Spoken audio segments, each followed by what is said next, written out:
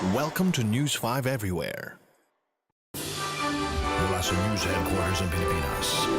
Action Breaking! Zarat, narito na ang action breaking. Ipinag-utos ng Malacanang ang agarang pagresolba sa nangyaring pagsabog sa isang condominium unit sa Taguig noong Biyernes. Gusto raw malaman mismo ni Pangulong Aquino ang dahilan ng pagsabog na ikinasawi ng 3 tao at nag-iwan ng 5 sugatan.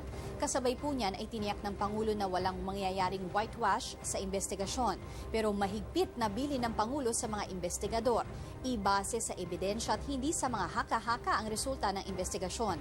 Tuloy pa rin ang pag-iimbestiga ng DILG, PNP at DPWH sa nangyaring pagsabog. Nauna nang bumisita sa blast site kahapon ang Pangulo kasama ang ilang opisyal.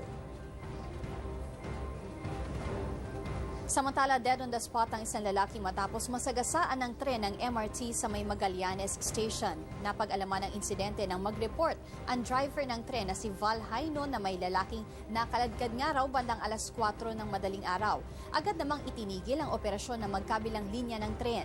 Hinala ng otoridad, posibleng umakyat sa bakod ang hindi pa nakikilalang lalaki. Patuloy namang iniimbestigahan ng otoridad ang insidente.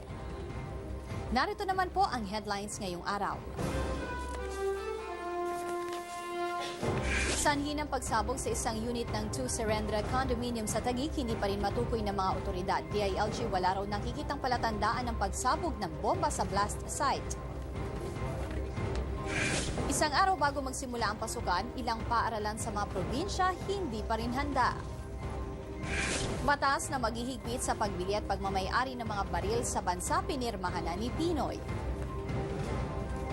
Commission on Higher Education naglabas ng listahan ng mga priority courses para tulungan ang mga college student na mamili ng tamang kurso.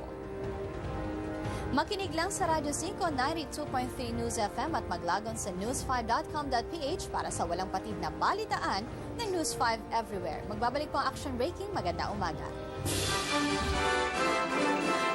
Higit sa balita, aksyon! Be sure to come back. News 5 Everywhere. Copyright 2013.